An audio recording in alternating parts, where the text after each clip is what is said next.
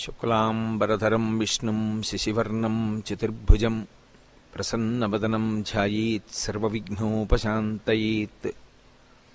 గురుర్బ్రహ్మా గురుర్విష్ణుః గురుర్దేవో మహేశ్వరః గురుః సాక్షాత్ పరబ్రహ్మ తస్మై శ్రీగురవై నమః.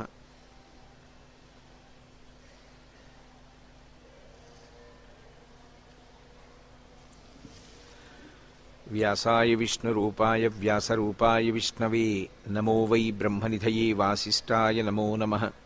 కూజంతం రామ రామీతి మధురం మధురాక్షరం ఆరుహ్య కవితాశాఖాం వందే వాల్మీకికోకిలం.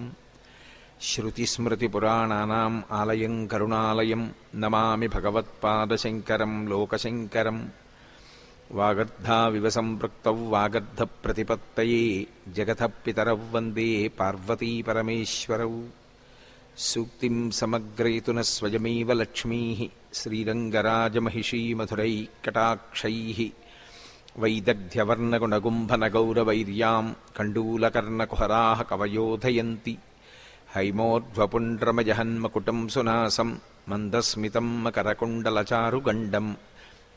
బింబాధరం బహుళదీర్ఘకృపాకటాక్షం శ్రీవేంకటేశముఖమాత్మనిసన్నిధత్తాం. విమలపటి కమలకుటి పుస్తకరుద్రాక్షస్యస్తహస్తపుటి కామాక్షి పక్ష్మలాక్షి కలిత విపంచి విభాసి వైరించి. మనోజవం మరుతతుల్యవేగం జితేంద్రియం బుద్ధిమతాం వరిష్టం. వాతాత్మజం వానరయూథముఖ్యం శ్రీరామదూతం శిరసా నమామి. ఆపదామపహర్తారం దాతారం సర్వసంపదాం లోకాభిరామం శ్రీరామం భూయో భూయో నమామ్యహం. జయత్యతిబలో రామో లక్ష్మణశ్చ మహాబలః రాజాజైతి సుగ్రీవో రాఘవేణాభిపాలితః. దాసోహం కోసలేంద్రస్య రామస్యాక్లిష్టకర్మణః. హనుమాన్ శత్రుసైన్యానాం నిహంతా మారుతాత్మజః. నరావణసహస్రం మే యుద్ధే ప్రతిఫలం భవేత్.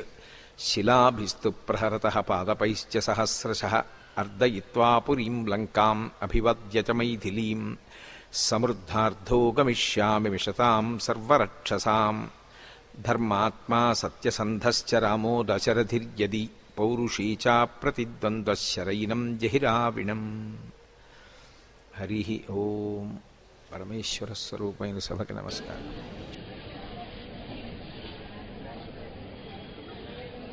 నిన్నటి రోజు ఉపన్యాసాన్ని పూర్తి చేసేసరికి పార్వతీదేవి శంకరుడు ప్రత్యక్షమైన తరువాత, పార్వతి, ఇది ఈనాడు కొత్తగా కలుగుతున్న సంబంధము కాదు కనుక, మనము ఆది దంపతులము కనుక, ప్రకృతి పురుషులము కనుక, శక్తిశూలము కనుక, నువ్వు నా నందివాహనాన్ని అధిరోహించు, మనం కైలాసానికి బయలుదేరుదాం అన్నాడు.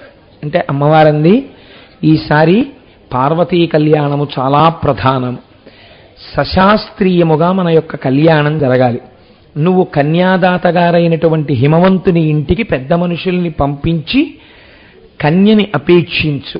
తదనంతరము మా తండ్రి గారు తల్లిగారు పీటల మీద కూర్చుని కన్యాదానం చేస్తే మనం సశాస్త్రీయమైనటువంటి వివాహాన్ని చేసుకుందాం అని అమ్మ ప్రార్థన చేస్తే శంకరుడు అంగీకరించి కైలాస పర్వతానికి వెళ్ళిపోయినటువంటి సందర్భం దగ్గర మీకు నేను ఉపన్యాసాన్ని ఆపు చేసి ఉన్నాను.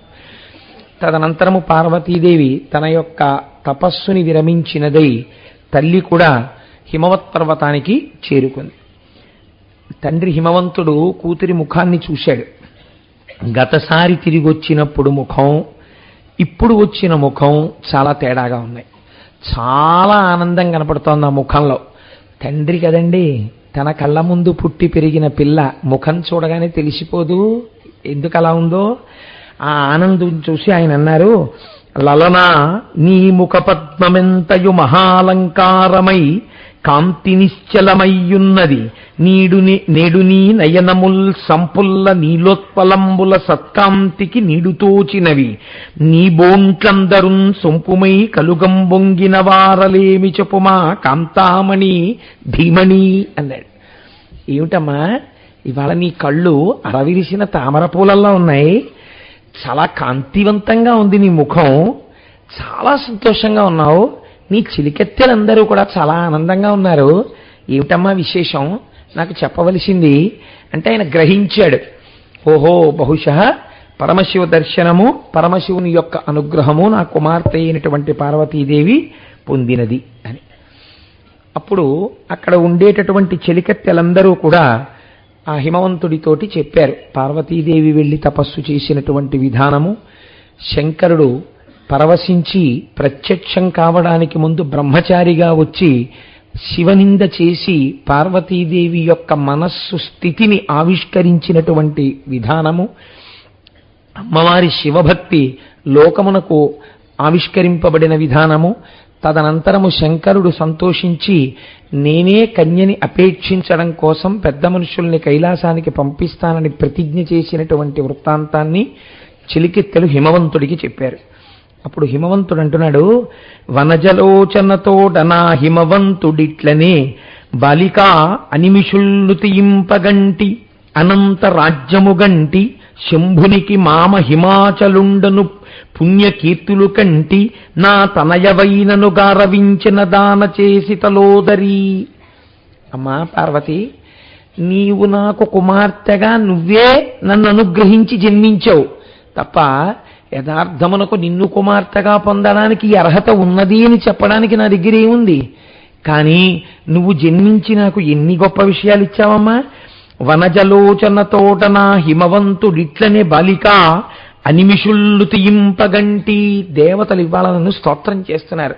ఏం అదృష్టమయ్యానిది. పరాశక్తి జగదంబ ఆ తల్లికి తండ్రివయ్యావు నువ్వు. అనంత రాజ్యము కంటి, ఇవాళ నా రాజ్యంలోకి ఎవడైనా తొంగి చూడటమే. పార్వతీదేవికి తండ్రి, అమ్మవారు శక్తి స్వరూపం కాబట్టి నేను అటువంటి రాజ్యాన్ని పొందాను. శంభునికి మామ హిమాచలుండను పుణ్యకీర్తులు కంటి. శంభుడికి మామగారు హిమవంతుడు అనేటటువంటి పేరు ప్రఖ్యాతులు ఇవాళ నేను పొందగలుగుతున్నాను. నా తనయవైనను గరవించిన దాన చేసి తలోదరి. అమ్మా, నా తనయగా నువ్వే ఆవిర్భవించి నాకు ఇన్ని రకాలైనటువంటి కీర్తులు కలిగేటట్టుగా చేశావమ్మా అని కూతుర్ని చూసుకుని పొంగిపోయాడు తండ్రి. బిడ్డలు కడుపున పుట్టినప్పుడు కాదు కదండి ఆనందం తల్లిదండ్రులకి. ఏ చిన్న పని చేతనైనా సరే ఆ తల్లిదండ్రుల మనసు ఆనందించేటట్టుగా వాళ్ళు ప్రవర్తించిన రోజున తల్లిదండ్రులు సంతోషిస్తారు. ఇప్పుడు కైలాస పర్వతం మీద శంకరుడు సప్తర్షులను పిలిచాడు. పిలిచి మీతో మాట్లాడవలసిన పనుంది రమ్మన్నాడు. శంకర దర్శనం అంటే అందులో ఆయనే పిలిస్తే ఎంత సంతోషంగా ఉంటుంది. కాబట్టి సప్తర్షులు గబగబా కైలాసానికి వెళ్ళారు. స్వామి శంకరుడు వాళ్ళకి దర్శనం ఇచ్చాడు. వాళ్ళు లోపలికెడుతూనే అంటున్నారు, శంకర పాప భయంకర కంకాళక పాలహస్త గంగాధిపతి ఓంకార మంత్ర మందిర కంకణ భుజగాదినాథ కారుణ్య నిధి.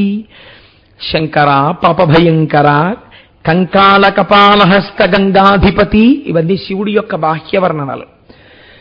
గంగకి అధిపతివైన వాడా, కంకాళమును అంటే పుర్రెలను మెడలో మాలగా వేసుకునేటటువంటి వాడా, పాపములను పోగొట్టగలిగినటువంటి వాడా, పాప అభయంకర పాపములను పోగొట్టేటటువంటి స్వరూపమైనటువంటి వాడా, ఓంకార మంత్ర మందిర ప్రణవమనేటటువంటి మంత్రము నీకు మందిరముగా ఉంటుంది, అందులో నువ్వు ఉండేటటువంటి వాడా, కంకణ భుజగాధినాథ కారుణ్యనిధి చేతులకు పాములను కంకణములుగా ధరించినవాడా, ఓ దయాసముద్రుడా నీకు నమస్కారం.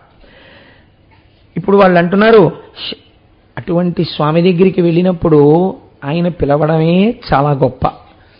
అలా పిలిచినప్పుడు ఆయన దగ్గరికి వెళ్ళి ఉట్టినే నిలబడరు కదండి, ఎంత అదృష్టం. అందుకని భూమి మీద ప్రణిపాతం చేసి సప్తర్షులు ఆయనకి శరణు చెప్తున్నారు.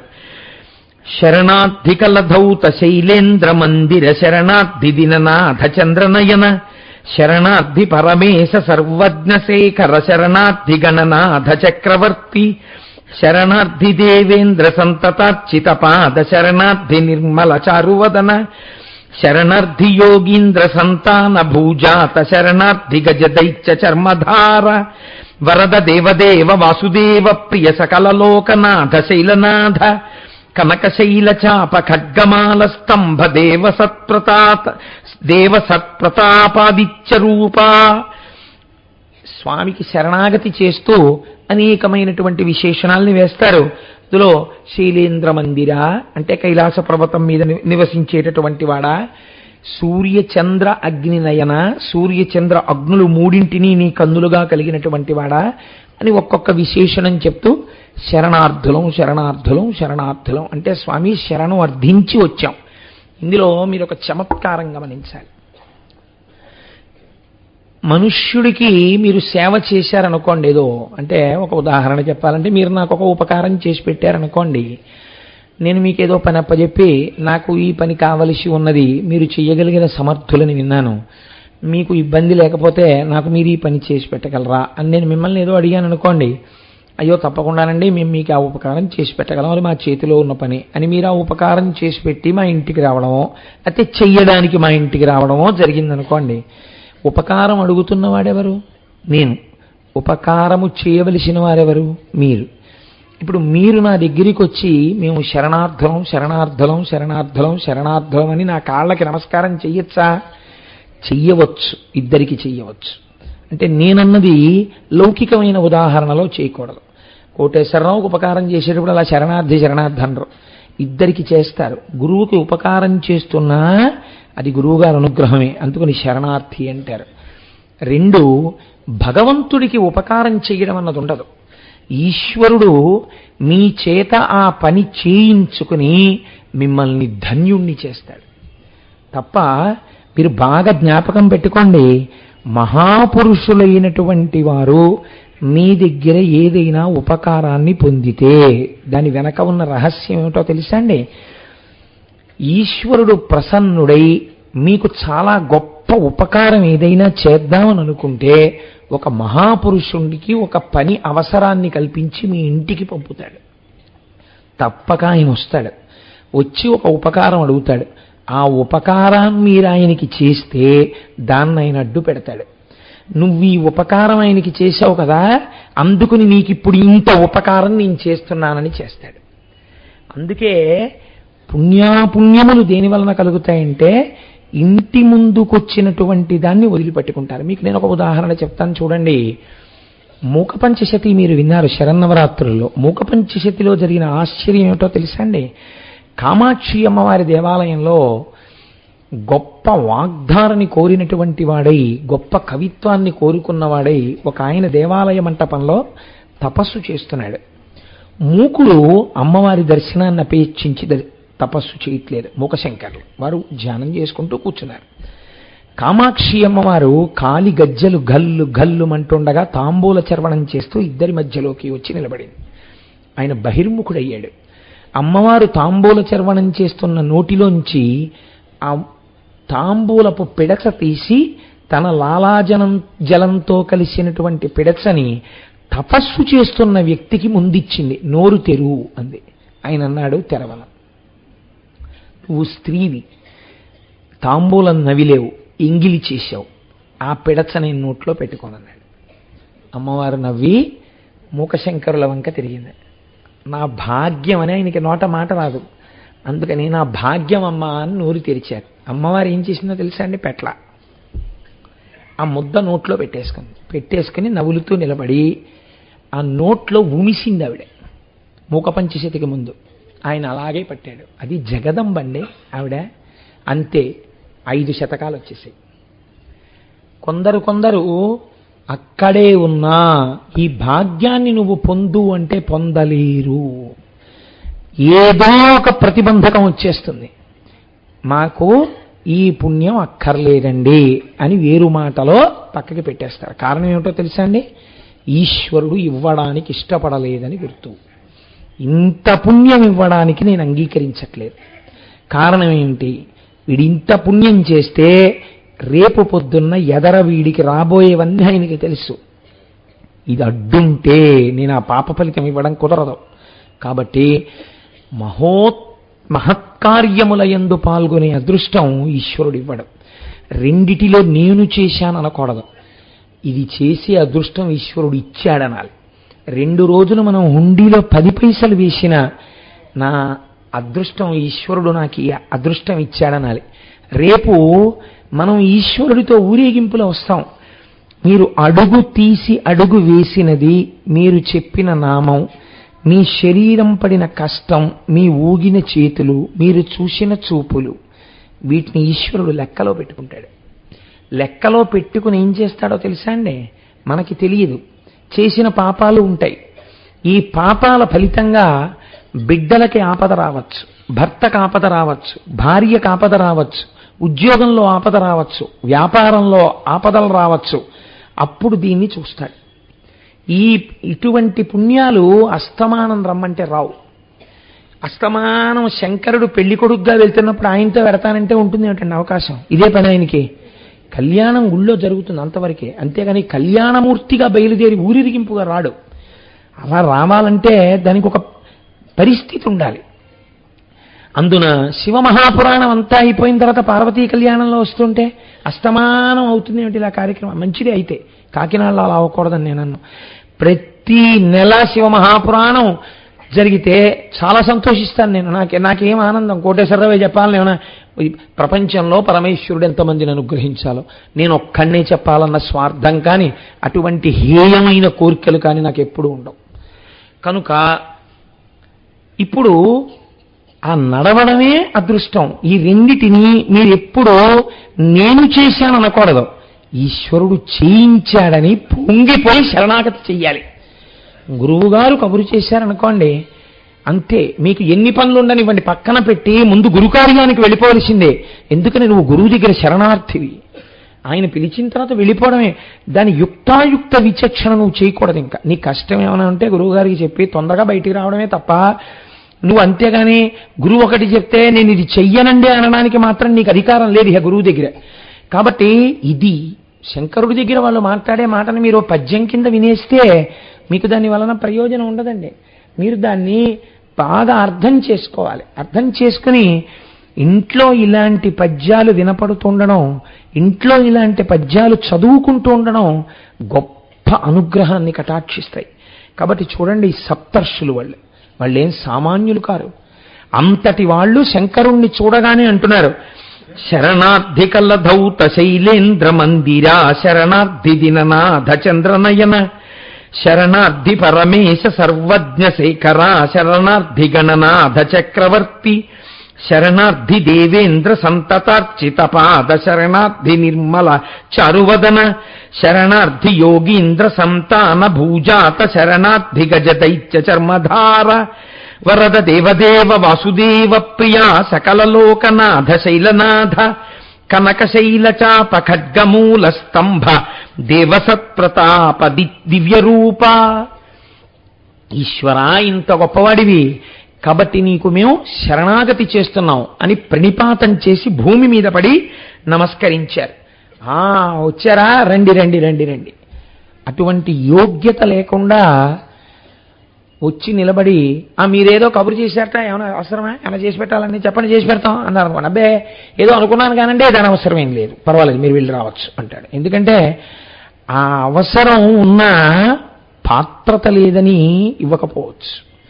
కొంతమంది దగ్గర మీరు వ్యాపార సరళిలో ప్రవర్తించడానికి ఉండదు. కొంతమందికి చేసి పెట్టడం మీ అదృష్ట హేతువు. గుర్తుపెట్టుకోండి. ఇది చెప్పేటప్పుడు మీరు ఒక్క విషయాన్ని గుర్తుపెట్టుకోండి. నేను ఏతో సమానంగానే కూర్చుని వింటున్నట్టే భావించండి. నేను మీకు చెప్పేటప్పుడు ఇదంతా కోటేశ్వరరావు గురించి చెప్పుకుంటున్నారేమో అనుకోకండి.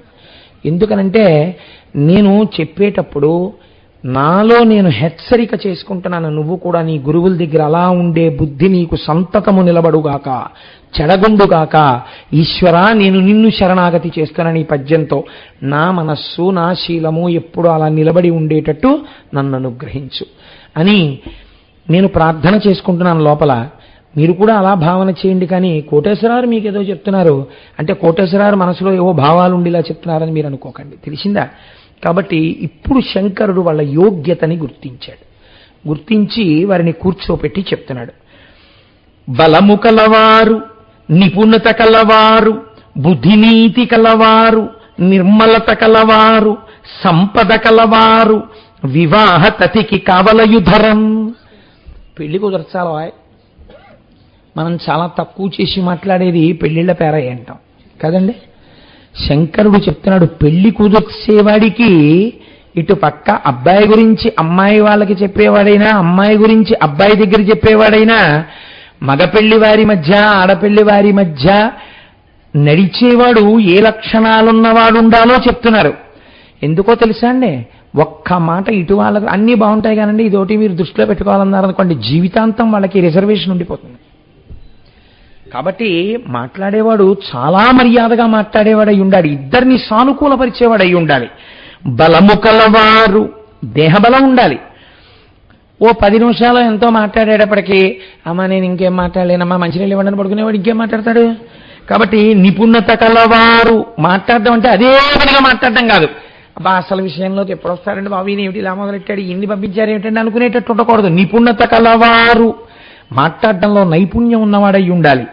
బుద్ధినీతి కలవారు, బుద్ధి సక్రమంగా ప్రయోగించి మాట్లాడగలిగిన వాడై ఉండాలి.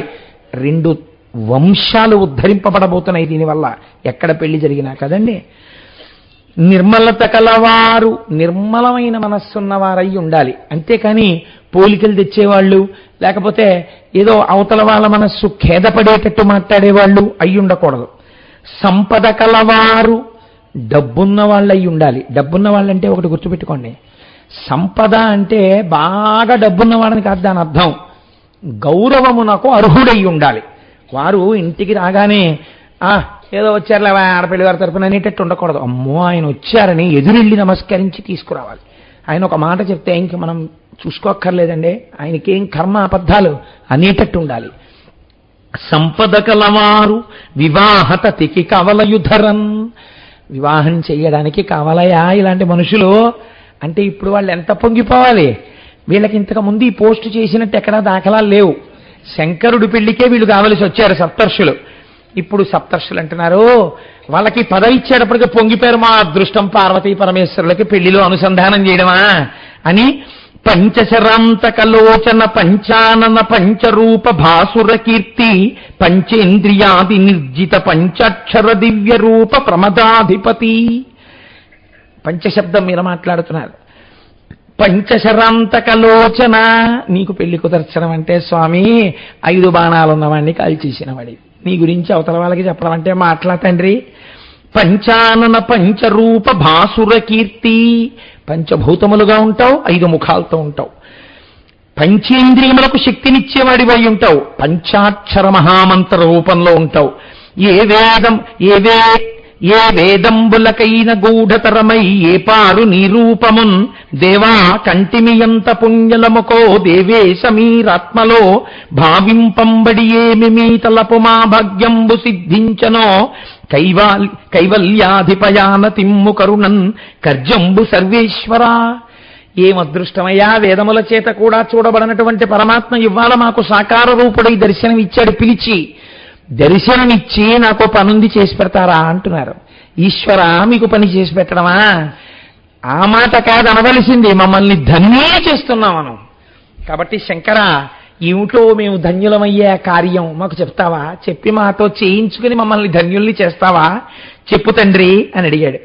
అడిగితే శంకరుడు నవ్వి, సీతాచలేంద్రుని కూతురు పార్వతి కన్య అతిమోదమున మాకు అడగిరండు.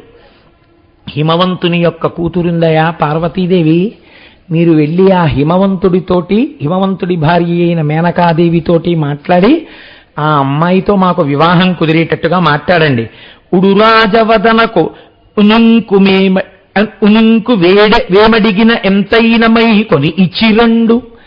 ఆ అమ్మాయితో మాకు సంబంధం కలిగడం కోసమని ఒకవేళ అవతల వాళ్ళు ఏదైనా ఇలాంటి వాడా అలాంటి వాడా అంటే నమ్మకం కలిగేటట్టుగా పణం ఏదైనా పెట్టవలసి వస్తే పెట్టిరండి.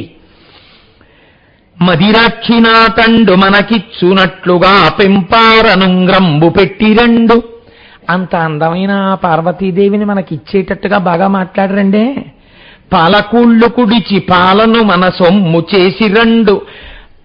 చేసిరండను ఓంద చేసిరండు. పాలకూండ్లు కుడిచి, ఇదొక గమ్మత్తైన మాట. మనకి సాధారణంగా ఏంటంటే ఏదో కతికితే అతకదు అతికితే కతకదు అని తినకండి అంటారు. కానీ శాస్త్రం ఏం చెప్తోందంటే అసలు నిజంగా పెళ్లివారు సంబంధం నిశ్చయం చేసుకునేటప్పుడు తాంబూలాలు ఉచ్చుకున్నప్పుడు పాలన్నం తినాలి అని. ఎవరింట్లో ఆతిథ్యం తీసుకుంటే అంటే కొంతమందికి నిశ్చితార్థంలో మగ పెళ్లి వారింటికి ఆడపిల్లి వారి వెళ్ళి నిశ్చితార్థం చేసుకుంటారు. కొందరు ఆడపెళ్లి వారింటికి మగపెళ్లి వారింటికి ఆడపెళ్లివారో ఆయా సంప్రదాయములను బట్టి మారుతాయి. ఎవరింటికి ఎవరో అతిథులుగా వెడితే వారింటికి రెండవ ఇంటి వారు పాలన్నం పెట్టాలి. కాబట్టి పాలన్నంబు కుడిచిరండు, కాబట్టి పాలు అన్నం తినిరండి, నిశ్చితార్థం మీరు వెళ్ళి మాట్లాడి వచ్చేసేటప్పుడు పాలన్నం తినరండి అని. పాలకూళ్ళు కుడిచి పాలను మన సొమ్ము చేసిరండను వంద చేసిరండు, తప్పకుండా అంగీకరించినట్టుగా చేసిరండి. ఇది యమాకు మెచ్చు నెల్ల భంగుల సైన దీని చేయవలయు తెరగు మెరసి. ఇది నాకు చాలా ఇష్టమైన పని, ఇది మాత్రం జాగ్రత్తగా చేసుకురావాలి సుమా. కదిలిపోవనిది ఎకడు మంచి లగ్నం భూధరేంద్రపురికి పోయి రెండు. ఇంకా మళ్ళీ ఎప్పుడు వెళ్ళాలి, పంచాంగాలం ఏం చూడక్కర్లా, నేను చెప్తున్నా, నేను చెప్పిందే మంచి ముహూర్తం, బయలుదేరండి చక్క ఇక్కడి నుంచే హిమవంతుడి దగ్గరికి వెళ్ళండి అంటే, అయ్యో ఎంత సంతోషం స్వామి తప్పకుండా అని 7 ఋషులు బయలుదేరుతున్నారు. అరుంధతీదేవి ఒక్కటి సప్తర్షులతో పాటు బయలుదేరింది. బయలుదేరుతుంటే శంకరుడు 7 ఋషులకు చెప్పాడు ఈ మాట. అరుంధతిని ఒక్కదాన్ని ఇలా పిలిచాడు, అమ్మా అరుంధతి ఇలా రా అన్నాడు. ఆవిడ వచ్చింది. చాలా గొప్ప రహస్యం ఒకటి చెప్పాడండి. పార్వతీ కళ్యాణంలో చెప్పిన ఈ రహస్యాన్ని మరోలా అనుకోకుండా అందరూ బాగా ఎర్రసిరాతో లాసుకుని దృష్టిలో పెట్టుకోండి, ఇలా ఉంటాయేమో ఒకవేళ. వనిత కూతుల పెండ్లి సేయునెడలన్ వాచాలకుల్ తల్లులేని లోకంబులు పల్కుగాన సతీ నీ వద్రీషు నిల్లాలితో నొనరం కన్నియకొన్ వరుండు తగు మీరూహింపగా నేలయిమ్మని కార్యంబు గటింపగా పలుకుమి అంబోజ పత్రేక్షణ. తండ్రి సమర్థుడు, చాలా యోగ్యుడు, సంబంధాన్ని వెతుకుతాడు, ఇది బావుందంటాడు. కానీ ఆడపిల్ల విషయంలో సాధారణంగా ఇళ్లలో లక్షణం ఉంటుంది అరుంధతి. ఆడపిల్లని కన్న తల్లి ఎంత యోగ్యుడైన వరుణ్ణి తెచ్చినా ఏదో మీనమేషాలు లెక్కెడుతుంది. ఇది ప్రతి ఆడపిల్ల తల్లికి ఉండే లక్షణం. ఈ విషయంలో సాధారణంగా ఆడపిల్ల యొక్క తల్లిదండ్రుల మధ్య కొద్ది నలుగుబాటు ఉంటుంది. కాబట్టి ఆడదాని మనసు ఆడదానికి తెలుసు కాబట్టి ఋషుల దగ్గర చెప్పకపోవచ్చు. ఒకవేళ నువ్వు స్వతంత్రంగా లోపలికి వెళ్ళి ఆ హిమవంతుడి భార్య అయిన మేనకాదేవితో మాట్లాడుతూ, నేను అన్ని విధాలా ఆవిడికి తగిన వాణ్ణే పార్వతీదేవికని నచ్చ చెప్పే, దీని వెనక ఎంత రహస్యం ఉందో మీరు విందేన తర్వాత. ఆయనే అమాయకుడు కాడు, ఉత్తినే చెప్పలేదు ఈ మాట అంటే. అరుంధతీదేవి ఆశ్చర్యపోయి ఇలాంటి మాట చెప్పారు స్వామిని, తప్పకుండా అలాగే చెప్తాను తండ్రి, లోపలికి తీసుకెళ్లి మేనకతో మాట్లాడతాను. ఇప్పుడు ఆ హిమవంతుడి యొక్క పట్టణమైన హిమాచలము మీదికి ఈ సప్తర్షులు అరుంధతి చేరుకున్నారు. వాళ్ళు అనుకుంటున్నారు అక్కడికి వెళ్ళి, వేదంబులాతని వెదకి కానగలే నిగంగాధరుండుతా కరుణ మెరసి మనల నాజ్యుల జగన్మాన్యుల పూజ్యుల ఆత్మలో రప్పించి అర్ధితోడ నగవల్లభుని ఇంటి కరిగియా తడు కన్న కూతురు పార్వతీ కోమలాంగి తనకు కాన ఇడిగి రెండని ప్రీతి బుత్తించుచున్నవాడు ఈ భూధరోత్తముండు ఎంత పుణ్యుడగునో ఇట్లొప్పునే ఈతడు ఎంత ధన్యుడగునో ఎంత భక్తి చేసినాడో తొల్లి శిశువునకు బాపురేయనుచు కీర్తి చేసి రాదిమునులు. ఏమయ్యా, వేదాలు చెప్పలేకపోయాయే ఆ శివుడి గురించి, ఉపనిషత్తులు చెప్పలేకపోయాయే ఆ శివుడి గురించి, తపస్సులలో ఉన్న వాళ్ళు దర్శనం చేయలేకపోయారే ఆ శంకరుణ్ణి. అటువంటి శంకరుడు ఒక పర్వతరాజుకు పుట్టినటువంటి కుమార్తెని పెళ్లి చేసుకుంటాను అని సంకల్పం చేస్తే పెద్ద విశేషమా చేసుకోవడం? కానీ శంకరుడు చూడండి 7 ఋషుల్ని అరుంధతిని పిల్లనిమ్మని అడగడానికి పంపిస్తున్నాడు. ఏమి భాగ్యం చేసుకున్నాడయా హిమవంతుడు. ఇవాళ కార్యార్థులమై శంకరుడికి పిల్లనిమ్మని అడగడానికి సప్తర్షులు ఆయన ఇంటికి వెళ్ళడమా? అయ్యా, మీ పిల్లని శంకరుడికి ఇమ్మని అడగడమా? ఏం అదృష్టమయ్యా నిజంగా హిమవంతుడిది, ఏమి పుణ్యం చేసుకున్నాడో, ఎంత అదృష్టవంతుడో అనుకుంటున్నారట. ఆ హిమవంతుడు సప్తర్షుల్ని చూశాడు గుమ్మం దగ్గర. వెళ్ళి లోపలికెళ్ళి చెప్పారు, గబగబా బయటికి వచ్చాడు. నన్ను పెదరికంబు చేసి కరుణన్ నా ఇంటికి మీరలిట్లెన్నండేనియుర నివారలు ప్రియంబే పారవేంచేసి నేడున్నారిచ్చట ఎంత పుణ్యుండనుకో యోమౌనులారా మిమున్ కన్నారన్ కనిగొంటి మంటి విలసత్ కళ్యాణ లోలుండనై. ఎంత గొప్ప మాట అండి. మీరు కబురు చేస్తే నేను రావాలి, మీరు నా ఇంటికి రావడమా? ఎంత పెద్దరికం ఇచ్చారండి నాకు. మీరు రామక్కర్లేదు, మీరొక్క కబురు చేస్తే నేను రావాలి, మీరు సప్తర్షులు. ఇది సంపద అని శంకరుడు అన్నమాట. అటువంటి మీరు 7 ఋషులు, అరుంధతీదేవి మా ఇంటికి వచ్చింది అంటే ఇప్పుడు నాకు పెద్దరికం ఇచ్చారు కదూ. మీరే మా ఇంటికి వచ్చారంటే వారింటికి వెళ్ళవచ్చు అని సప్తర్షులు వచ్చారంటే ఆ ఇల్లు ఎటువంటిది అయి ఉండాలి? ఎటువంటి ఇల్లు కాకపోతే ఇక్కడికి వస్తారు. కాబట్టి నాకు పెద్దరికం ఇచ్చారు తండ్రి, నేను ఎంత సంతోషపడిపోతున్నానో. నేను ఏ కార్యం మీద వచ్చారు, నేనేం చెయ్యాలి, ఎంత పుణ్యుండునకో, నేను ఎంత పుణ్యం చేశానో. మీరు మా ఇంటికి వచ్చారు. పెద్దలతో మాట్లాడవలసిన విధానాన్ని హిమవంతుడు ఎంత గొప్పగా చూపిస్తున్నాడో చూడండి. అందుకని అంత పెద్దవాడయ్యాడు మహానుభావుడు అని సప్తర్షులు అన్నారు. ఉడురాజధరుడు శంభుండు మృడు మహేశ్వరుడు శివుడు మీ ఇంటికి పెంపడరగ నీసుత పార్వతి నడుగగా బుత్తించమమ్ము నచలాధిపతి. నీ కూతురు పార్వతి ఉంది కదా, పర్వతరాజపుత్రి, ఆమెని తాను వివాహం చేసుకోవాలని శంభుదేవుడు అనుకుంటున్నాడు. పిల్లనడగమని ఆయన తరపున మా 7 పంపించాడు. అందుకని వచ్చామయ్యా మాట్లాడడానికి అన్నాడు. అంటే ఆ హిమవంతుడు సప్తర్షులతో అంటున్నాడు, శివుడు మునుల చేత సీతాచలము కూతు నడుగబంపెగననగా అవనిలోన నన్ను పెద్ద చేసి మన్నన సేయంగ తలచగాకయేను తనకు ఎంత. ఆయన కన్నా పెద్దవాడు లోకంలో ఉండడు కదా. ఇది వినయం అంటారు. తానెంత పెద్దవాడైనా ఇంకోళ్లతో మాట్లాడేటప్పుడు ఆ సంపద తాను జీవితములలో పొందలేడు. అటువంటి సంపద అవతల వారు పొంది ఉన్నారని గుర్తిరిగి మాట్లాడడం, దీన్ని వినయం అని పిలుస్తుంది శాస్త్రం. అంతర్వివేచన చేసుకునే వాళ్ళు తప్ప అలా ప్రవర్తించలేరు.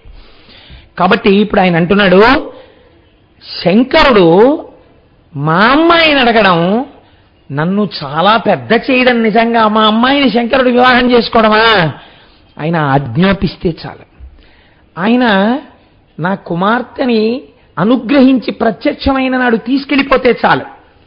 నాకు కబురు చేస్తే చాలు, నీ పిల్లని పంపని, లేదా నీ పిల్లని పంపు పెళ్లి చేసుకుంటున్నానంటే చాలు, నువ్వు రా అంటే చాలు. అలా అనకుండా ఎంత మర్యాదతో సప్తర్షుల్ని నాకు పెళ్లివారిగా పంపాడా. ఎంత పెద్దవాణ్ణి చేశాడండి నన్ను శంకరుడు. ఎవ్వరి సమ్ముతలోదరి ఎవ్వరి దాసుండ నేను ఎల్లప్పుడు మాకెవ్వడు దైవము శంభుడు సర్వేశ్వడు తానే కాదే సకల విధములన్. ఆ తల్లి పార్వతీదేవి ఎవరి సొత్తు? ఆయన సొత్తు. ఆయన సొత్తు నేను ఆయనకి ఇవ్వడమా? కొన్నాళ్ల పాటు మా ఇంట్లో గుత్తకి పెట్టాడంతే నన్ను అనుగ్రహించడానికి. ఆయనదైన సొత్తు ఆయనకే ఇమ్మని నన్ను ప్రార్థించి అడగడం, ఆయన నన్ను పెద్దవాణ్ణి చేయడం నాకు పుణ్యం కట్టపెట్టడం తప్ప. పైగా ఆ శంభుడు నాకు దైవం, నేను ఆయన దాసుణ్ణి, నేను ఆయన కింకరుణ్ణి. ఆయన నన్ను ఆజ్ఞాపించాలి చెయ్యమని, నన్ను అర్థించమని సప్తర్షుల్ని పంపడమా? ఎంత గొప్ప విషయం అనుకున్నట్ట. ఈలోగా లోపలికి వార్త వెళ్ళిపోతుంది కదండి. అబ్బో, పోతన గారు ఇంత దర్శనం చేశారో, తప్పక నేను కొంత కుదిస్తున్నాను. లోపలికి వార్త వెళ్ళింది మేనకాదేవికి. సప్తర్షులు వచ్చారు, తమ పిల్లని అడుగుతున్నారని. ఆవిడ సంతోషం ఆవిడిది. ఆడపిల్ల తల్లి కదండి. చూశారా, మన అమ్మాయికి ఏం తక్కువ అన్న భావన. 2 పార్వతీదేవి తన కుమార్తె, ఆవిడ అతిశయం ఆవిడిది. కాబట్టి ఎంతో సంతోషంగా మా నిన్నులు ఇరుదశ కొల్వగ జానుగ అల్లల్ల శైలజను దోకొనుచున్ మేనక చనుదించుటయును మౌనులతో శైల విభుడు మరి ఇట్లనియన్. ఆ చుట్టూ పరిచారికల్ని పెట్టుకుని వాళ్ళు ఎంతో జాగ్రత్తగా మేనకాదేవిని సేవిస్తుండగా, మీరు కొంచెం తేడా గమనించండి. చిన్న తేడా మీకు కనపడుతోందా? ఇద్దరిలో ఇంటి యజమాని ఎలా ఉన్నాడు? అంత వినయంతో ఉన్నాడు. ఈవిడెలా ఉంది? చిన్న అట్టహాసం ఉంది. ఏమిటి అట్టహాసం? ఆ పెద్ద ఆయనే కాదు, మా అమ్మాయి చాలా గొప్పది, మనం పూజ చేసి కన్నాం, ఏం మా అమ్మాయి తక్కువ ఏంటి, ఎంత తపస్సు చేసి ప్రత్యక్షం చేసుకుందో, ఇప్పుడు కబురు చేశాడు.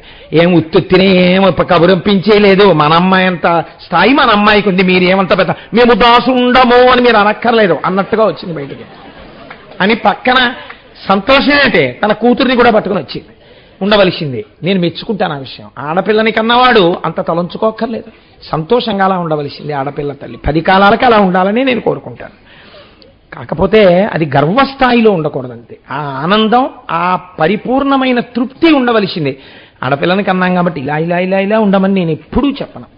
కనుక మౌనలతో శైల విభుడు మరి ఇట్లనియన్, ఆ భార్య లోపల నుంచి బయటికి వచ్చింది. పోతన గారు ఒకరు చాలా గొప్ప వ్యక్తి అండి. నిజంగా ఏమి కవనమో ఎక్కడ ఏమీ చెప్పరు, మీరు అర్థం చేసుకోవాలి. అలా సెల్యులాయిడ్ మీద గీస్తారు బొమ్మలు, శాబ్దిక చిత్రాలు గీస్తారు. మీరు దర్శనం చేస్తే పద్యం చదివి కళ్ళు మూసుకుంటే మేనక వచ్చినప్పుడు ఎలా ఉంది, హిమవంతుడు వెళ్ళినప్పుడు ఎలా ఉన్నాడు, ఓహో ఈ తేడాలు ఉంటాయి కదా అని మీరు లోపలసారి ఆ మేనకాంతఃపురాన్ని, హిమవంతుడి అంతఃపురాన్ని మీరు చూడొచ్చు. సరే, ఇప్పుడు హిమవంతుడు ఆ సప్తర్షులతో అంటున్నాడు, ఎంత గొప్పవాడండి ఆ హిమవంతుడి వినయంలో. అదమా బాలక వచ్చను సదమలత హృదయులార సర్వేషునకున్ ముదితకు నీడుగ చూడు పదపడి శుభలక్షణములు పరికింపుడుగిన్. అదిగోనండి మా అమ్మాయి. ఈ అమ్మాయి పార్వతీదేవి గురించే కదండి శంకరుడు పంపాడు. అదిగో మా అమ్మాయి, అమ్మాయి చూసారా ఎంత బాగుంటుందో. అందుకేనండి శివుడు అంతటి వాడు మిమ్మల్ని పంపించాడు అంటే తేడా కదండి. ఒక తండ్రి ఆర్తి చూపించుకున్నాడు హిమవంతుడు. అదిగో అయ్యా చూడండి మా అమ్మాయి, మా అమ్మాయి శుభలక్షణములు కలిగినటువంటిది. ఈ అమ్మాయి సర్వేశ్వరుడైనటువంటి శంకరుడికి, శంకరుడు ఈ అమ్మాయికి అన్ని విధాలుగా అన్యోన్యంగా దాంపత్యం ఉంటుందా? మీరు పెద్దలు, మీరు చూసి చక్కగా చెప్పండి. అన్ని విధాలా శుభలక్షణాంగి అయి నా కుమార్తె ఉన్నదా? శుభలక్షణాంగి నా కుమార్తెను ఆయన అనలేదు, సప్తర్షులను చూసి మీరు నిర్ణయించండి అన్నాడు. సప్తర్షులు ఆ ఇంట్లో పడుకున్నారండి, ఇంకేం కావాలి మీకు? సప్తర్షులు మరునాడు తెల్లవారుజామున లేచి ఆ ఇంట్లో స్నానాలు చేశారు. సప్తర్షులు రాత్రి పడుకుంటే ఉతినే పడుకుంటారండి. వాళ్ళు తినేసి టీవీ పెట్టండి కాసేపు అంటారేంటి? వాళ్ళు అలా ఏమనరు. సప్తర్షులు కాస్త పలహారం ఏదో తీసుకుంటే అసలు ఎలా తీసుకుంటారండి? అసలు వాళ్ళు తీసుకుని వాళ్ళు కూర్చున్నారనుకోండి, హిమవంతుడు వెళ్ళి వాళ్ళతో ఏం మాట్లాడతాడు? అయ్యా ఈ మధ్య మీరు ఫలానా సీరియల్ చూశారా అంటాడేంటి? ఆయన దగ్గరికి వెళ్ళి మాట్లాడినప్పుడు సప్తర్షులతో ఏది మాట్లాడతారో అది మాట్లాడతారు. మాట్లాడితే సప్తర్షులు దాని గురించి ఎలా మాట్లాడతారు? అటువంటి మాటలు వాళ్ళు మాట్లాడిన తర్వాత బాగా పొద్దుపోయిన తర్వాత అయ్యా మీరు విశ్రమించండి అంటే 7 ఋషులు అరుంధతీదేవి ఆ ఇంట నిద్ర చేసి బ్రాహ్మీ ముహూర్తంలో నిద్రలేచి వాళ్ళు స్నానాధికములను పూర్తి చేసుకుని వాళ్ళు పొడిబట్టతో ఒళ్ళు తుడుచుకుని పంచెలు కట్టుకుని వాళ్ళు ఇంట్లో కూర్చుని దేవతార్చన చేసి ధ్యానం చేస్తుంటే వారెక్కడున్నారో అక్కడికి దేవతలు రావలసిందే కదండి. సమస్త దేవతలు వచ్చి నిలబడతారు. వారి పూజలు అందుకోవడానికి ఈశ్వరుడు రావాలి. ఇప్పుడు ఎవరు పావనం అవుతున్నారు? హిమవంతుడు పావనం అవుతున్నాడు. అందుకుని చెప్పాడు మహానుభావుడు శంకరుడు, వీళ్ళ 7 పంపించడం వెనకాతల రహస్యం అది. కాబట్టి ఇప్పుడు వెళ్ళి ఆ రాత్రి వాళ్ళు అక్కడ ఉండి చక్కగాను పాలకూళ్ళు కుడిచి శైలాధపుని ఇంట రమణతోట నాటి రాత్రి ఉండి గౌరి తండ్రి తమకు కట్టంగా ఇచ్చిన సత్ప్రియంబుతోట సమ్మతించి 7 పాలకూళ్ళు తిన్నారు. చక్కగా తిని పడుకుని మరునాడు పొద్దున్న దేవతార్చన చేసుకుని బయలుదేరబోతుంటే అయా మహాత్ములు మీరు మా ఇంటికి వచ్చారు, చాలా సంతోషం అని 7 ఋషులకి అరుంధతీదేవికి బట్టలు పెట్టారు మేనకా హిమవంతులు. ఏమి భాగ్యం అండి! అటువంటి వాళ్ళ చేతిలో పడడమే పడడం కదా. వాళ్ళు ఏం కోరుతారా, పుచ్చుకుంటారా? అటువంటి వాడు పుచ్చుకోవడం, పుచ్చుకున్నది కట్టుకోవడం. ఆయన కట్టుకున్నాడు అనుకోండి, సప్తర్షుల్లో ఒక ఆయన ఒక పంచ, వాళ్ళ జీవితాలు వెలిగిపోయాయి అంతే. కాబట్టి ఇప్పుడు 7 బట్టలు పెట్టుకున్నాడు, అరుంధతీదేవికి బట్టలు పెట్టుకున్నారు. బయలుదేరి వాళ్ళు పరమ సంతోషంగా కైలాస పర్వతానికి వెళ్ళారు. వెళ్ళి 7 పార్వతీదేవి గురించి శంకరుడికి చెప్తున్నారు. వాళ్ళు ఏం చెప్పాలండి వెళ్ళిన వాళ్ళు? వెళ్ళామండి, మాట్లాడామండి, ఒప్పుకున్నారండి అని కదా అనాలి. మీరు ఒక విచిత్రం చూడండి, లోకంలో ఒక చిత్రమైన పోకడ ఉంటుంది. సాధారణంగా ఆడపిల్ల ఇంటికి పెళ్లి చూపులకి వెళ్తున్నామని చెప్పి వెళ్తారు. ఆడపిల్ల ఇంటికి పెళ్లి చూపులకు వెళ్ళేటప్పటికి ఎలా ఉంటుందో వాతావరణం తెలియని వాళ్ళం ఏం కాదు, అందరికీ తెలుసున్నది. పెళ్లి చూపులు లేకుండా పెళ్లి చేసుకున్న మహాత్ములు ఉన్నారంటే ఎక్కడన్నా ఉన్నారేమో, ఒకరిద్దరు నాకు తెలియదు.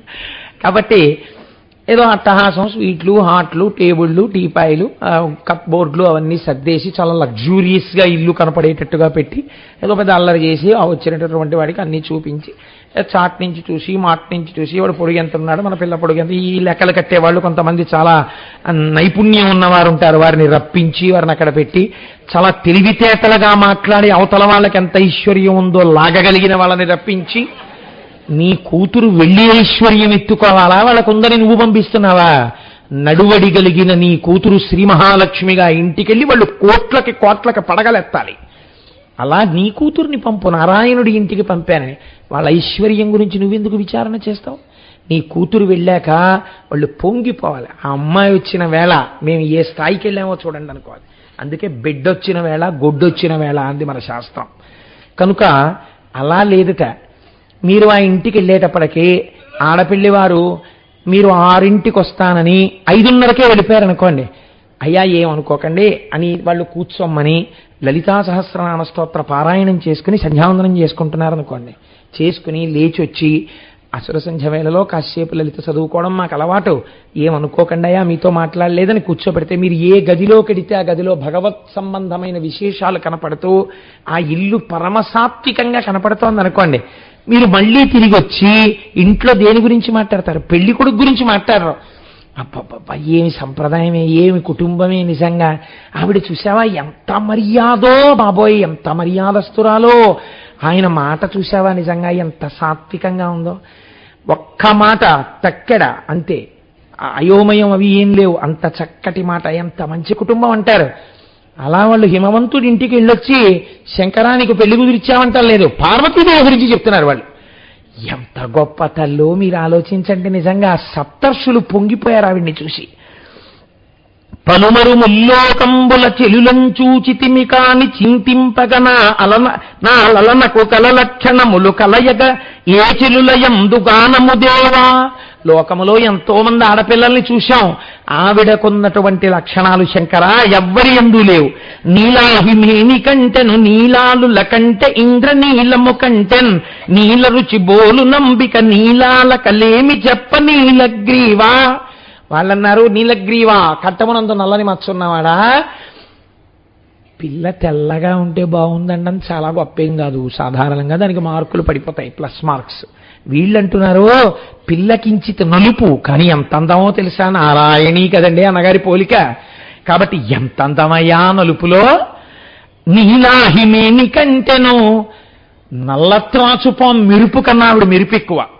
నీలాలుల కంటె ఇంద్రనీలము కంటెన్ నీల రుచి బోలు నంబిక నీలాల కలేమి చెప్ప నీలగ్రీవా. అబ్బో ఆ ముంగురులు, ఆవిడ అందం, ఆ ఇంద్రనీలమణి కాంతి ఏమి అందం మహాతల్లిది. బాలేంద్రుడు చంద్రానన భాలముతో సాటి ఎనగ పలుకుదురు కవుల్ బాలిక పాలరుచులపై బాలేంద్రుడు ఎంత వాడు బాలేందు ధరా. కవులు ఒక మాట రాసేస్తూ ఉంటారు, ఆ పార్వతీదేవి యొక్క లలాటము అష్టమీ చంద్ర విభ్రాజలిక స్థల శోభిత, ఏదో చంద్రబింబంలా ఉంటుంది అంటుంటారు. కానీ పచ్చబద్ధం చూసి వచ్చిన మేం చెప్తున్నాం, అసలు చంద్రబింబానికి అమ్మవారి యొక్క లలాటమునకు పోలికే లేదు, అంత అందంగా ఉంటుంది ఆవిడ యొక్క నుదురు. సుదతీలలామబమలకు వదలక సరిచేయనొకటి వచ్చునే నీచే కథనమున తెగడయే నియు మదననక దివిల్లు కాద మదనారాతి. ఆ పార్వతీదేవి కనుబొమల గురించి ఏం చెప్పమయ్యా, చూస్తే మాకేమనిపించిందో తెలుసా? నువ్వు స్మరుణ్ణి కాల్చేశావుగా మన్మధుణ్ణి, రేపెప్పుడైనా అవకాశం వస్తే నీ మీద యుద్ధం చెయ్యడానికి పట్టుకోవడానికి ఒక్క కొత్త ధనస్సుని సిద్ధం చేసుకున్నాడు, అదే పార్వతీదేవి యొక్క కనుబొమలు. మన్మధుడు తయారు చేసుకుంటున్న ధనస్సుగా మాకు అనిపించిందయా. జలజాక్షినిమ్మోము చందురు పోల్తమా చందురు నందున గందు కలదు. ఆవిడ ముఖం చంద్రబింబంలా ఉంటుంది, అందామా? చంద్రుడికో మచ్చ ఉంది, ఆవిడ ముఖంలో ఏ మచ్చ లేదు, అంత అందగత్తె.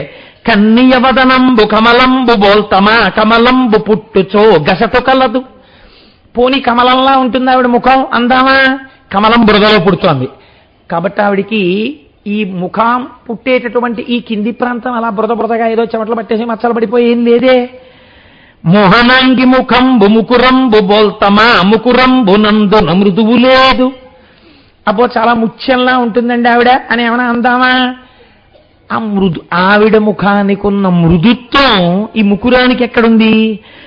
మానిని వదనం బొమణి పంక్తి బోల్తమా మనులెల్లరాలను మాటగలదు. ఏదో పోని మాణిక్యంతో పోలుద్దాం అమ్మవారి ముఖం అందామా? మాణిక్యాలన్నీ రాళ్లే అని లోకంలో ఒక వదంతి. రాళ్లే కదండి వజ్రాలన్నీ. కాబట్టి రత్నం రాయే, రాతితో ఆవిడ ముఖాన్ని ఎలా పోలుస్తామండి? కాబట్టి కుదరదు. ఇంకనేమి బోతమింతియాననముతో సృష్టినేమి సాటి చెయ్యవచ్చు. మగవ మగము కాంతి మలహారణీయాన త్రిభువనంబులందు అభినవంబు. ఏం పోల్చమయ్యా? ఆవిడ ముఖంతో పోల్చడానికి సృష్టిలో ఇంకో వస్తువు లేదు. ఆవిడ ముఖానికి ఆవిడ ముఖమే సాటి. అంత అందమైన ముఖమయ్యా పార్వతీదేవిది అని చెప్పి, లలనామణియగు పార్వతి విలసిత కళ్యాణ రూప విభవము చెప్పన్ మలహరణీయాన సుమి జలజాసనుకైన జనదు చంద్రాభరణ. చంద్రుణ్ణి ఆభరణంగా పెట్టుకున్న ఓ శంకర, ఆ పార్వతీదేవిని చూసొచ్చి చెప్పు ఎలా ఉంటుందో అని చెప్పాలనుకుంటే 4 ముఖాలున్న చతుర్ముఖ బ్రహ్మ చెప్పలేడు. మేము నిజం చెప్తున్నాం. అటువంటి అందగత్తె ఆవిడ. అంటే శంకరుడు చాలా సంతోషించాడు. అయితే వాళ్ళు పిల్లనిస్తానన్నారు కదా, ఆ విషయం చెప్పండి. ఇస్తానన్నారు శంకర. ఇప్పటికి వాళ్ళకి గుర్తొచ్చింది అసలు వెళ్ళిన విషయం. అంటే అసలు పార్వతీదేవిని చూసినటువంటి సంతోషంలో వాళ్ళు వెళ్ళిన పనికి సంబంధించినటువంటి విషయాన్ని చెప్పడం మరిచిపోయారు. పిల్లనిస్తానన్నారు కదా, చాలా సంతోషం. అయితే ఇంకెందుకు, సప్తర్షులు మీరున్నారు కదా, శుభలేఖ రాయించేద్దామా? ఇంకైతే పంపించేద్దామా హిమవంతుడికి? రాయించేద్దామండి. శుభలేఖ రాసేశారు. వెంటనే ఒక్కసారి ఇప్పుడు ఈ శుభలేఖలు పట్టుకుని అందరికీ పంచిపెట్టడానికి చక్కగా ఒక సంస్కారవంతుడైనటువంటి వ్యక్తి, జ్ఞానము కలిగినటువంటి వాడు మొట్టమొదట రావాలి. ఆయన అందరినీ వెళ్ళి పెద్దరికంగా పిలవాలి. పిలిచేటప్పుడు శుభలేఖ పట్టుకుని ఇంట్లో పిల్లలకి ఆలిపటం టర్రని పట్టుకుని ఎవరింటికో వెళ్ళి, ఏమంటే మా అక్క వెళ్ళి మా నాన్నగారు మీకు ఇచ్చి రమ్మన్నారు, వస్తే రమ్మన్నారు, చస్తే చావమన్నారంటే ఎవడెళ్తాడా ఇంటికి? అంటే మన శుభలేఖలు అలాగే ఉంటాయనుకోండి. ఇవాళ రోజున ఏదో మనకి విందు అంటే మన జన్మలో ఎప్పుడూ చూడనట్టు 2 చెంచాలు ఓ గిన్ని, అది వేయకపోతే మన బతుకులో మనం ఎప్పుడైనా విందు తిన్నామేంటి మనకి తెలుసా? అందుకని ఓ గిన్ని ఇదేంటి సుముహూర్తము, వీడి లేచి మంగళసూత్రం కడుతున్నట్టుగా ఓ బొమ్మ. అంటే సుముహూర్తానికి జీలకర్ర బెల్లం పెట్టడం కాదు, మంగళసూత్రం కడుతున్నట్టు ఓ బొమ్మ. అంటే అసలు వేసిన వాడికి ఎంత గొప్ప జ్ఞానం ఉందో ఆ శుభలేఖ గురించి. అన్ని సైడ్ హెడ్డింగులు, దేనికి వివరం ఉండదు. మిమ్మల్ని ఆహ్వానించేవాడు ఉండడు, మిమ్మల్ని నక్షత్రాలు ఏమనేవాడు ఉండడు, మీ ఆశీర్వచనం అడిగేవాడు ఉండడు. అక్కడ ఉండేవాళ్ళు ఎవరంటే ప్రధానంగా అన్ని సైడ్ హెడ్డింగులు. కళ్యాణ వేదిక, బలానా వీధి సందులో కెడితే 2A బస్సు ఎక్కి బలానా చోట దిగి నడిచి వస్తే రా. ఆ తర్వాత కింద సుముహూర్తము, బలానా డేటు, బలానా టైము. అన్నిటికన్నా చాలా ముఖ్యమైంది విందు కొంతమందికి. ఆ తర్వాత భోజనాలు కూడా చాలా పెద్ద హోటల్లో ఎక్కడైనా పెడుతుంటే ఆ కార్డు ముక్కొక్కటి క్లిప్పు చేసి కొంతమందికి, మళ్ళీ అందులో మళ్ళీ పంక్తి భేదం పెట్టి విందు నా బొంద ఓ సైడ్ హెడ్డింగు. ఇన్ని గంటల ఇన్ని నిమిషాలకి నువ్వు అన్నార్తుడవై ఆకలితో చచ్చిపోతున్న వాళ్లే వస్తే ముష్టివాళ్లు తిన్నట్టుగా వెళ్ళి ఇలా అడిగితే ఒకడు నీ చేతిలో చెప్పులు వేసుకుని పళ్ళెం పెడతాడు. ఆ పళ్ళెం పట్టుకుని నువ్వు ఇంకోటి దగ్గరికి వెడితే వాడు ఇలా సవ్యసాచిలా ఎడం చేత్తో అన్నం పెట్టి కుడి చేత్తో పప్పేస్తాడు. నువ్వు మళ్ళీ ఇంకో ఇంటికి ముష్టికెళ్ళినట్టు ఇంకో దగ్గరికి వెడితే వాడు అప్పడమో వడియమో వాడేస్తాడు. వేసిన తర్వాత అప్పుడు నీవన్నీ పట్టుకుని ఎవరైనా చూస్తారేమో అని దొంగ ఎక్కడ ఖాళీ ఉంటే అక్కడికో మూలకెళ్ళి నువ్వు తింటూ ఉంటే ఏ పడం కావలసిన వాళ్ళు నీ మోచేతికి తగిలితే ఈ పళ్ళెం కింద పడిపోతాయి. అక్కడి నుంచి మళ్ళీ మంచినీళ్ళు కావాలంటే ఎవరిచ్చేవాళ్ళు ఉండరు. ఓ బల్ల మీద ఉంటాయి తెల్లటి గ్లాసులతో, అవి నువ్వు కొంచెం గట్టిగా పట్టుకుంటే పగిలిపోతాయి, నొక్కుపోతాయి. అలాంటి గ్లాసులు ఎడం చేత్తో ఈ పళ్ళెం పట్టుకుని కుడి చేత్తో నీళ్లు తాగి ఇంకొంచెం నీళ్లుంటే ఎక్కడ పెట్టుకోవాలో తెలియదు, నెత్తి మీద పెట్టుకోవాలి, ఇంకా లేకపోతే జేబులో పెట్టుకోవాలి ఆ గ్లాసు. ఇంత గొప్ప విందులు మనవి. అటువంటి అప్రాచ్యపు విందు పెట్టిన వాళ్ళు కారు. భారతీయ సంస్కారములో పిలిచిన వాళ్ళని ఎంత అందంగా పెట్టాలో అలా పెట్టిన వాళ్ళు భోజనాలు. అంతేగాని మీ అందరికీ పాపం అన్నం లేదు, ఏదో మా అమ్మాయి పెళ్లి చేస్తున్నాం కాబట్టి వచ్చి పడి తినండి, అవి అంటే అసలు అర్థం లేదు. నన్ను క్షమించండి, నేను ఇలాగా విమర్శించానని అనుకోకండి. ఒక పెళ్లి భోజనానికి పప్పు, కూర, పచ్చడి, పులుసు, సాంబారు, పళ్ళు, బొప్పాయి దగ్గర నుంచి అప్పడాలు, ఒడియాలు, ఏంటది హాట్ చాట్, అవి ఐస్ క్రీములు, కూల్ డ్రింకులు, నా బుర్ర, నా బొలికి ఎందుకండి ఇవి ఎక్కడ పెడతారో తెలుసా మీకు? ఇది ఇక్కడి సంప్రదాయం కాదు. ఉత్తర భారతదేశంలో పెళ్లి చేసుకునేటప్పుడు ఓ పత్తానవదా పెళ్లి, సాయంకాలం 6ంటికి వస్తారు, ఏదో తింటాడు, కాసేపు డ్యాన్స్ చేస్తాడు, ఏదో తింటాడు, కాసేపు పాట పాడతాడు, ఏదో తింటాడు, కాసేపు భంగరా అంటారు. సుముహూర్తం వరకు వాళ్ళు, సాయంకాలం వచ్చిన వాళ్ళు అర్ధరాత్రి వరకు ఆడుతుంటారు, పాడుతుంటారు. కాబట్టి అరిగిపోతుంటుంది, పెడుతుంటాడు, ఏదో కాసేపు శనగలు తింటాడు, అలా పెడతాడు, ఏదో డ్రింక్ తాగుతాడు. నీ ఇంట్లో తినేది అరగంట, ఎందుకిన్ని ఇన్ని పెడితే అసలు ఏం తినాలో తెలియక అలా నిలబడిపోయి ఉండిపోతుంటాడు ఒక్కొక్కరు. అది అసలు నిజంగా ఒక వ్యక్తిని పిలిచి మర్యాదగా నువ్వు భోజనం పెట్టాలనుకుంటే చక్కగా కూర్చోపెట్టి వారికి వడ్డించు.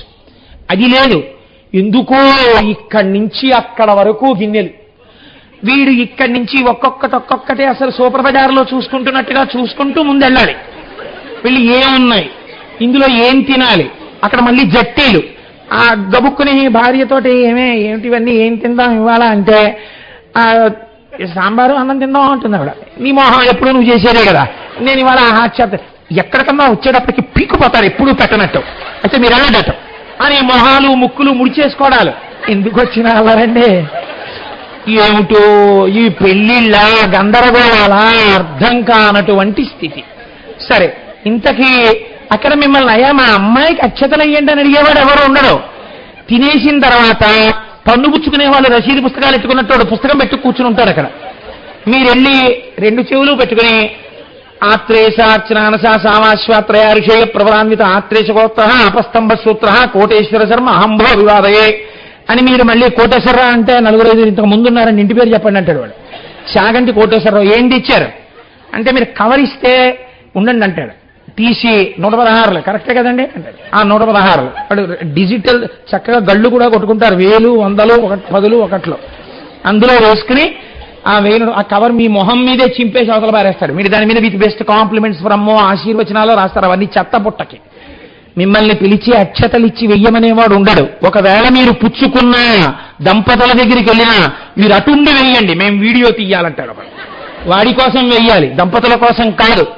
మన పెళ్లిళ్ళు ఇంత దౌర్భాగ్య స్థితికి వచ్చాయి ఇవాళ తప్ప అసలు వైదిక సంప్రదాయం ఎక్కడ ఇచ్చింది? అలాన లేదు శంకరుడు. ఎంత అందంగా మాట్లాడాలో అంత అందంగా మాట్లాడాడు ఆయన. కాబట్టి ఒక పెద్దలు వెళ్ళి పిలవాలి. పిలుపు పిలవడం అనేటటువంటిది చాలా గొప్ప విషయం అండి. ఇంటి పెద్ద ఆయన పేరు మీద పడుతుంది. కొందరి ఇళ్ళకెళ్ళినప్పుడు పరమ మర్యాదగా అలా వెళ్ళి పిలవాలి. కాబట్టి ఆయన అంటున్నాడు, దేవి పిండ్లియాడ దినమే దిలెస్సయో ఎరుగవలయునంచు ఈశ్వరుండు. పెళ్లి చేయడానికి ముహూర్తం పెట్టాలిగా, ఇది బాగా చెప్పగలిగిన వాడిని ఉండి ముందు పిలవాలండి అన్నాడు. ఏమిటి ఆయన తెలియదేమిటే, సర్వజ్ఞుడు. ఆయన ఆ పెద్దరికం అలా ఇచ్చాడు లోకానికి చూపించడానికి. భారతీషు తలచ బాలెండు జూటుని తలపుతో నాకు దధాత వచ్చే. సరస్వతీదేవి పతి అయిన చతుర్ముఖ బ్రహ్మగారిని మనస్సులో తలుచుకున్నాడు. వెంటనే గబగబా బ్రహ్మగారు వచ్చారు. ఏమయ్యా ఏది ముహూర్తం పెట్టావు అన్నారు. అనగానే ముహూర్తం పెట్టారు, శుభలేఖలు వేసేశారు. ఆ శుభలేఖలన్నీ పట్టుకుని చక్కగా గబగబా బయలుదేరి సర్వలోకాల్లోనూ ఇచ్చేశారు. అందరూ మగపెళ్లి వారి ఇంటికి వచ్చేస్తున్నారు శంకరుడి ఇంటికి. ఒక్కొక్కళ్ళు ఎవరెవరు వచ్చారట. దేవర పెండ్లినేడనుచు దేజము సొంపున భోగరాయుడై దేవతలందరూ కొలువ దేవమునుల్ నుతి చేయగా శచీదేవియు తాను కూడి చనుదించ మహేంద్రుడు పెంపుతోడనై రావణదంతి నెక్కి మునిరంజను కొండకు వెండి కొండకున్. ఈ వెండి కొండకున్నన్న మాటతో వచ్చిన పెళ్లివారి మీద పద్యాలు రాశారండి పోతన గారు. 15 రోజులు చదివి చెప్పినా చాలు. ఎంత గొప్పగా ఒక్కొక్కళ్ళు వచ్చారో రాశారైనా. అన్ని పద్యాలు అంతే, వెండి కొండకున్నట్టు పూర్తి చేశారు. ఎంత పొంగిపోయి వెళ్ళిపోయిందో ఆ గంట ఆయనకి. కనుక ఇంద్రుడు బయలుదేరి శచీదేవితో ఐరావతం ఎక్కి వచ్చాడు. వచ్చేటప్పుడు ఎవరి పటాటోపానికి తగినట్టు వారు రావాలి కదండి మరి.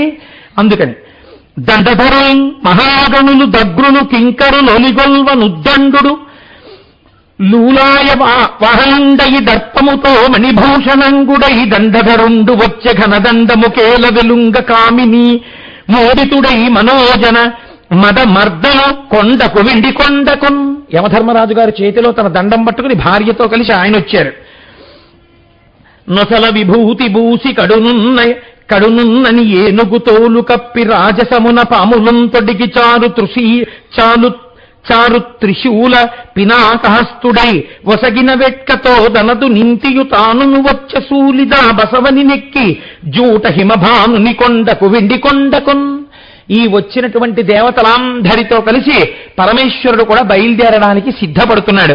ఘన శృంగారముతో మహామహిమతో కళ్యాణియం తాళసజ్జననిత్తోల్లాసులు పుణ్య భాగవతులు సంసార దూరాత్మకుల్ సనకాదుల్ కడుకొల్వ మెంట నరిగన్ సంప్రీతితో మాధవుండనగుండఢ్యుడు వెండి కొండకు ఖగేంద్రారూఢుడై రూఢితో. పక్కన శ్రీ మహాలక్ష్మి వస్తుండగా గరుత్మంతుడి మీద సనక సనందనాది మహర్షులు సేవిస్తుండగా మంచి వైభవంతో ప్రకాశించిపోతూ పట్టుపుట్టం కట్టుకుని శ్రీ మహావిష్ణువు వచ్చారు. వలనొత్త మునులు కొలవగ కలహంసాదేశు నెక్కి గ్రక్కున వాణీలనయుతాను వచ్చెను జలజాత భవండురజత శైలము కడకున్. ఆ సరస్వతీదేవితో కూడుకున్న వాడై హంసవాహనం ఎక్కి మహానుభావుడైనటువంటి చతుర్ముఖ బ్రహ్మగారు వచ్చారు. ఆ వాళ్లతో పాటుగా సమస్త దిక్పాలు వచ్చారు, సమస్త దేవతలు వచ్చేశారు, ఋషుల యొక్క శిష్యులు వచ్చేశారు, సనక సనందనాది మహర్షులు వచ్చేశారు, ప్రమథగణాలు వచ్చేశారు, వారితో పాటుగా వీరభద్రుడు మొదలైనటువంటి వాళ్ళు వచ్చేశారు. నందీశ్వరుడు బయలుదేరాడు.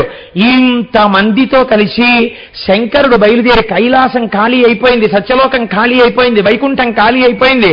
సమస్త లోకాలలో ఉన్నటువంటి దేవతలు, ఋషులు, దిక్పాలుల భార్యలు అందరూ బయలుదేరిపోయి శంకరుడు వెనకాతల పెద్ద ఊరిరిగింపొకటి బయలుదేరింది.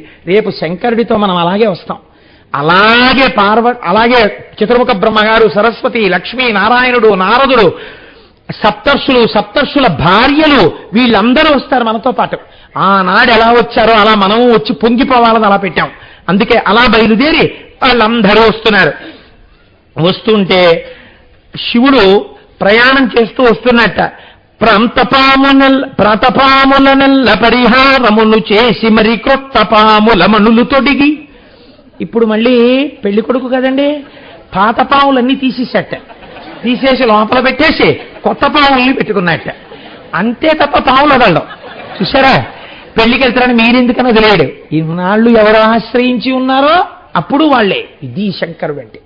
అందుకని పాత పాములన్నీ తీసి లోపల పెట్టేసి కొత్త పాముల్ని పెట్టుకున్నాడు చక్కగానే.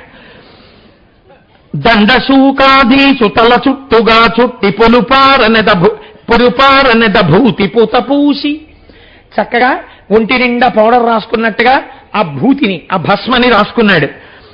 పొడల నున్నని క్రొత్త పుట్టంబు ధరించి ఏనుగు చర్మంబు మెనగప్పి. ఓ మంచి పట్టుపుట్ట ఒకటి కట్టుకున్నాడు, ఏనుగు తోలు వదిలిపెట్టాడు, దాన్ని పైన చక్కగా కప్పుకున్నాడు.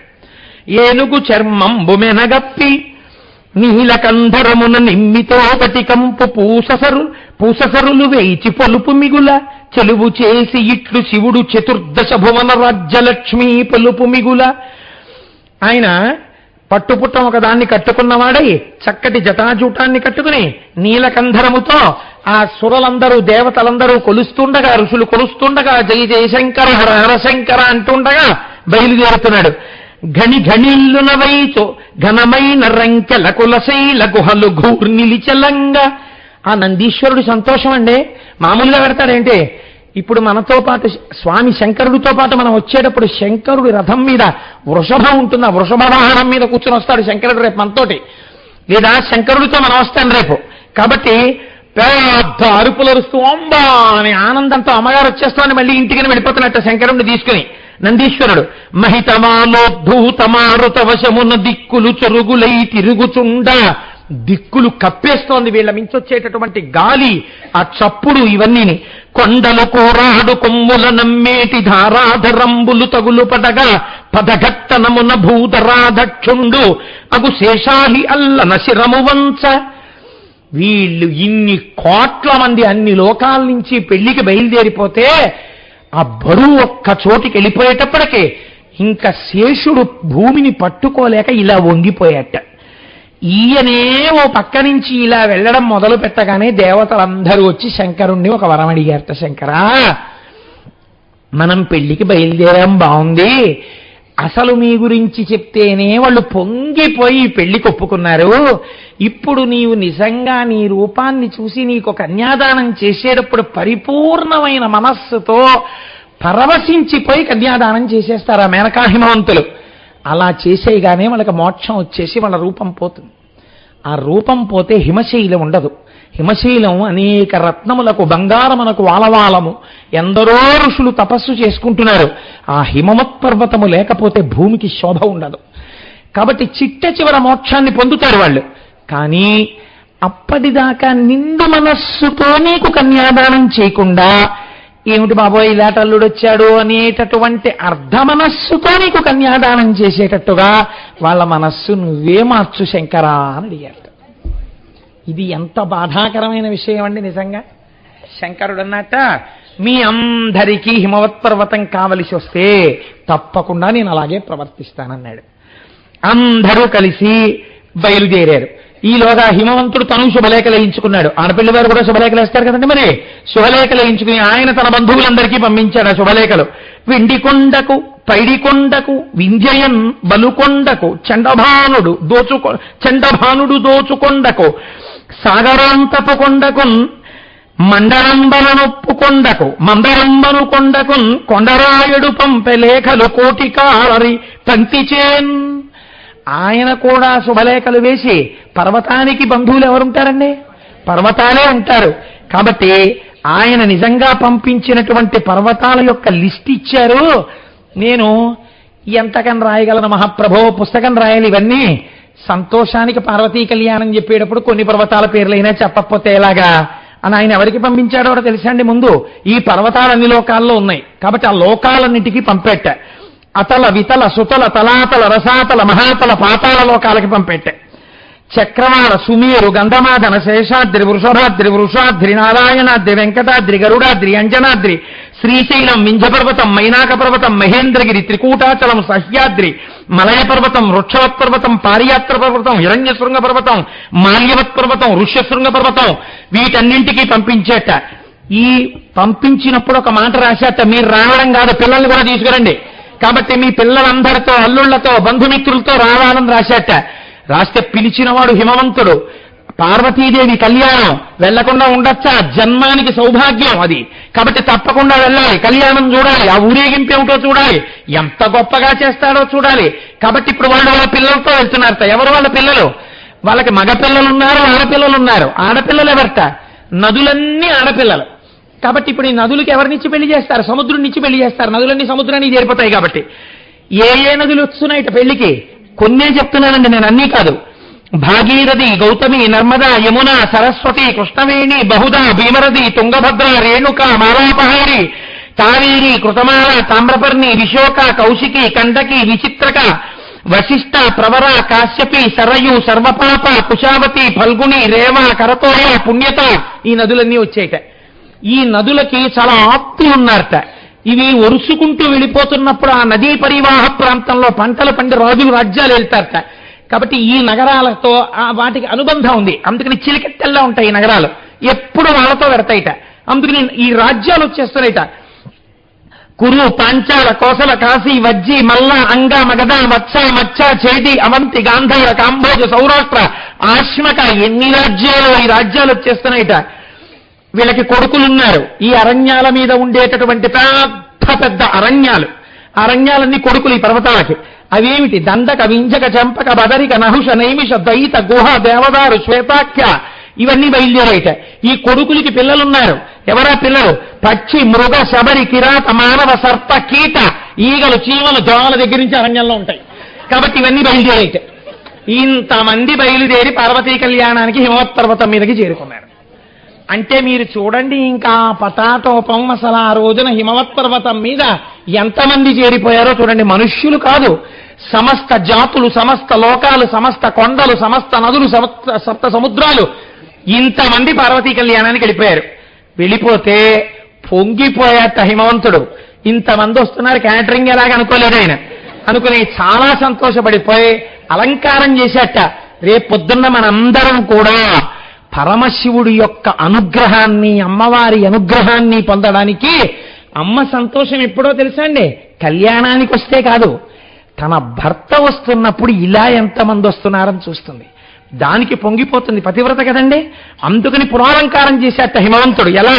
మృగనాభిజలములు మొంగిళ్ళ జల్లిరి ముగ్గులు తీర్చిరి ముత్తియముల ధనరనంగళ్ళ చిత్తరవులు వ్రాసిరి హేమకుంభంబులెత్తిరింద్రనెల్ల బహుమార్గముల నంది పడగలు గట్టిరి కీలించి కట్టిరి మేలుకట్లు కమనీయ గతుల వజ్రములు మ్రోయించిరి ఎలమి శృంగారించిరెల్ల చోట్ల బరగ సకల లోకపతికి సమర్పింపనాయితములు చేసిరఖిలమణులు సర్వజనులు మిగుల సంపదనుందిరి భూధరేంద్రుడేలు పురమునందు. ఆ వచ్చేటప్పుడు చక్కగా ఇళ్ల ముందు సువాసనలతో కూడినటువంటి జలాల్ని ప్రతి వీధిలో జల్లేశారట, ముత్యాలతో ముగ్గులు పెట్టేశారట. రేపొద్దున్న పరమేశ్వరుడు ఈ లోపల ప్రవేశించడానికి ఇదంతా ఆవు పేడతో నీళ్లు జల్లి ముగ్గులు పెట్టేస్తాం మనం. పెట్టేస్తే శంకరుడు రథం ఇక్కడ వరకు వచ్చి జయ జయశంకర హర హర శంకర అని లోపలికి ఎడుతుంటే శంకరుడు అమ్మవారి బుగ్గలు ఎర్రబడిపోతాయి. ఏవి కాకినాడ భక్తులరా, నాకు మళ్ళీ హిమవంతుడు చేసినట్టు చేసేశారు కళ్యాణం అని. కాబట్టి ఆ ముత్యాలతో ముగ్గులు పెట్టేశారట. ధనర నంగళ్ళ చిత్తరములు రాసిరి హేమకుంభములెత్తిరిండ్లనెల్ల ప్రతి ఇంట్లో హేమకుంభాలను ఎత్తారట. నందీశ్వరుడు యొక్క పటాలు గీసేసి ఊరంతా పెట్టేశారట. శంకరుడు చూసి పొంగిపోవాలని, అబ్బో అబ్బో అబ్బో ఏం పటాటోపం నేను వస్తున్నానని అని సంతోషపడిపోవాలని. ఇలా ఎక్కడ